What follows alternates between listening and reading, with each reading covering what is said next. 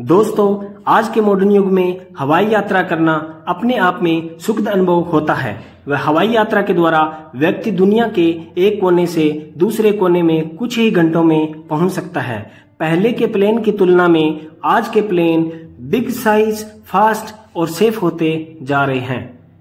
Aviation industry में रोजाना नए नए चेंज और इनोवेशन के कारण आजकल प्लेन बहुत ही सेफ होते जा रहे हैं, परंतु इतनी इनोवेशन के बाद भी प्लेन हादसे हो जाते हैं और लोग पल भर में मौत के शिकार हो जाते हैं। Small runway, bad weather, failed engine, stuck landing gear जैसे बहुत से कारण हैं जो कि प्लेन हादसों के कारण बनते हैं। दोस्तों, आइए देखते हैं भारतीय एयरलाइन के 3 ऐसे हादसे जिन्होंने सबका दिल दहला दिया।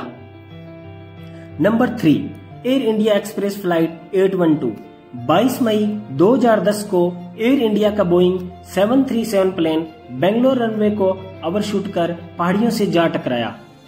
विमान दुबई एयरपोर्ट से बेंगलोर एयरपोर्ट के लिए रवाना हुआ था, जिसमें 160 पैसेंजर और 6 क्रू मेंबर सहित टोटल 166 लोग यात्रा कर रहे थे, जिसमें से 158 लोगों की मौत हो गई। प्लेन के कैप्टन 55 वर्षीय लेटको गुलिस्का थे, जिनके पास 10,000 घंटों का फ्लाइंग एक्सपीरियंस था।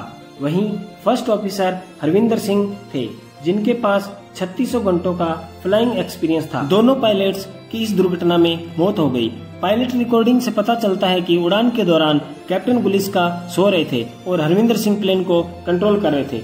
प्लेन के बेंगलोर पहुंचने पर एटीसी कंट्रोलर ने प्लेन को डिसेंट करने का क्लियरेंस दे दिया था, पर प्लेन नॉर्मल डिसेंट करने के बजाय डबल एल्टीट्यूड से डिसेंट करने लगा, जिसके कारण प्लेन का टचडाउन नॉर्मल टचडाउन से 2500 मीटर दूर हुआ, जिसके बाद पायलट हरविंदर सिंह प्लेन को सही तरीके से लैंड करवाने में सक्षम नहीं हुए, जिससे प्लेन असंतुलित होने के कारण सही समय पर रुक नहीं पाया और इसी वजह से प्लेन पहाड़ियों से नीचे जा गिरा, जिसकी वजह से एक दुखद हादसा हुआ।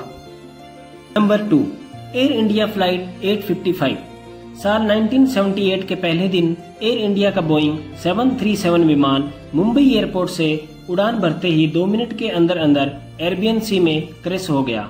प्लेन मुंबई एयरपोर्ट से दुबई के लिए रवाना हुआ था, जिसमें 190 पैसेंजर के साथ 23 क्रू मेंबर समेत कुल 213 लोग सवार थे। प्लेन के कैप्टन 51 वर्षीय मदन लाल कुक्कर थे, जिनके पास 18,000 घंटों का फ्लाइंग एक्सपीरियंस था। वहीं फर्स्ट ऑफिसर 24 साल की इंदु विरमानी थी, जिनके पास 4,000 घंटों का फ्लाइंग एक्सपीरियंस था। मुंबई एयरपोर्ट से उड़ान भरते ही कैप्टन कुकर ने दुबई की ओर मुड़ने के लिए शार्प राइट टर्न लिया और फिर नॉर्मल लेवल पर आ गए, पर उस वक्त प्लेन पर लगे एटीट्यूड इंडिकेटर में तकनीकी खराबी आ गई और वे इंडिकेटर गलत डाटा शो करने लग गए और एटीट्यूड इंडिकेटर के हिसाब से प्लेन अभी राइट दिशा में मुड़ रहा था। को पायलट के इंडिकेटर पर भी सेम इंडिकेशन दिखने पर कैप्टन कुकर ने प्लेन को लेफ्ट की ओर मोड़ने का निर्णय लिया, जबकि प्लेन ऑलरेडी सही लेवल पर उड़ रहा था। प्लेन इंजीनियर के वार्निंग देने के बावजूद भी कैप्टन प्लेन को लेफ्ट की ओर मोड़ते गए। फिर कुछ ही सेकंड में प्लेन एरेबियन सी में क्रैश हो गया। इन्वेस्टिगेशन में पायलट की चूक को दुर्घटना का कारण बताया। Number 1, air India flight 182।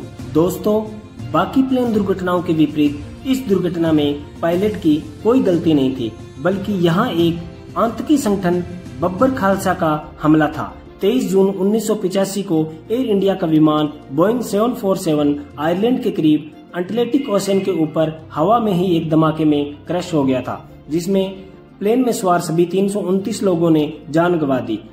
Plane Toronto airport से लंदन एयरपोर्ट के लिए रवाना हुआ था, जिसमें 307 पैसेंजर व 22 क्रू मेंबर समेत टोटल 329 लोग यात्रा कर रहे थे।